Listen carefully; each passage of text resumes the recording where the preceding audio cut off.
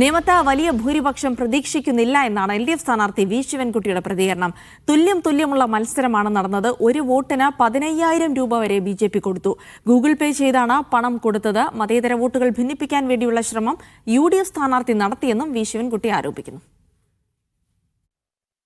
വലിയ ഭൂരിപക്ഷം എന്നുള്ള നിലയിൽ നമുക്ക് കാണേണ്ട കാര്യമില്ലല്ലോ. നല്ല തുല്യം മത്സരം നടന്ന ഈ കേരളത്തിലെ BJPക്ക് കോർപ്പറേഷൻ കൗൺസിലിൽ 24 നല്ല ഭൂരിപക്ഷമുള്ള സ്ഥലമാണല്ലോ. കോടാനുകോടി രൂപയാണ് ഈ തെരഞ്ഞെടുപ്പിന് വേണ്ടി BJP കേരളത്തിൽ ചെലവഴിച്ചിരിക്കുന്നത്. മദ്യമൊക്കെ തന്നെ ഹോൾസെയിൽ വിലയ്ക്കാണ് വാങ്ങിയിരിക്കുന്നത്.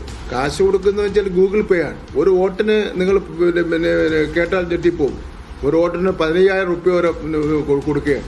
സംഘടനകളെ മൊത്തത്തിൽ വിലക്കെടുക്കുകയാണ്. മതേതര വോട്ടുകളെ സ്പ്ലിറ്റ് ചെയ്യുന്നതിന് വേണ്ടിയുള്ള വലിയ പരിശ്രമം UDF സ്ഥാനാർത്ഥിയുടെ ഭാഗത്ത് വന്നിട്ടുണ്ട്.